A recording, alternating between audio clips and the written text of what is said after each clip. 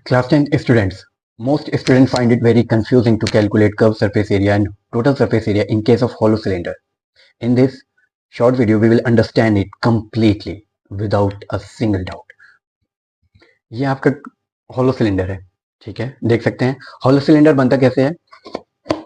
ये आपका solid cylinder है। जब solid cylinder के अंदर वाला मटेरियल हम निकाल देते हैं, अंदर वाला मटेरियल यानी खाली कर देते हैं, तो हमें क्या बन जाता है? Hollow cylinder. हॉलो सिलेंडर का मतलब अंदर मटेरियल नहीं है। हॉलो सिलेंडर के केस में कर्व सरफेस की जब हम बात करते हैं तो हमें दो तरह की कर्व देखते हैं। कर्व सरफेस, एक जो है बाहर की बाउंड्री, ये कर्व सरफेस, और एक जो है अंदर की बाउंड्री, ये कर्व सरफेस। ये दूसरा वाला कर्व सरफेस सिर्फ इसलिए बनता है क्योंकि अंदर का मटेरियल जैसे ही हम खाली करते हैं तो एक सरफेस और क्रिएट हो जाता है। सॉलिड सिलेंडर के केस में जब ये फिल्ड होता है तो कोई अंदर सरफेस होता नहीं, इसलिए सिर्फ यही कर्व सरफेस होता है। बट होलो सिलेंडर के केस में सिंस ये अंदर का मटेरियल खाली हो जाने की वजह से हमें एक और सरफेस मिलता है, यानी एक और कर्व सरफेस मिलता है। इसलिए दो सरफेस होते हैं कर्व सरफेस, एक ही आउटर और एक इनर।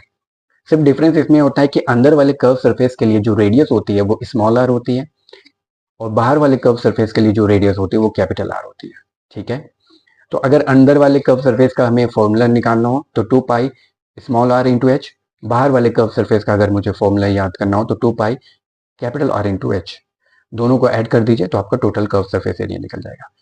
अगर हम टोटल सरफेस एरिया की बात करें तो टोटल सरफेस एरिया में सिर्फ आपको टॉप और बॉटम के एरिया को ऐड करना होता है। कर्व सरफेस एरिया में टॉप और बॉटम को ऐड कर दीजिए तो टोटल सरफेस एरिया आपको निकल जाता है।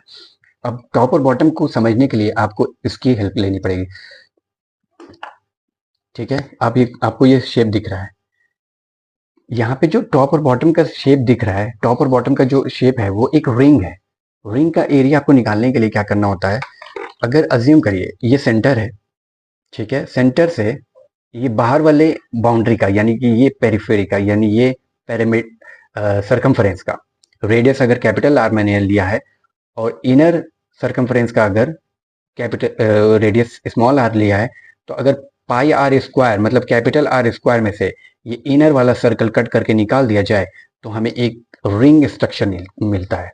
यानी कि पाई कैपिटल आर स्क्वायर में से पाई स्मॉल आर स्क्वायर को कट करके निकाला जाए तो जो एरिया में निकलता है वो एक रिंग का होता है जो कि इसके इक्वल आएगा। तो अगर pi capital R square minus pi small R square यानी इस रिंग का, यानी हमने टॉप और बॉटम का एरिया निकाल दिया। सिंस टॉप और बॉटम सेम शेप के हैं तो किसी एक का निकाल लीजिए, उसको 2 टाइम्स कर लीजिए तो वो आपका टॉप और बॉटम का एरिया निकल जाता है। अब आपको करना क्या होता है कि कर्व सरफेस एरिया में इस टॉप और बॉटम को इंक्लूड कर दीजिए तो टोटल सरफेस एरिया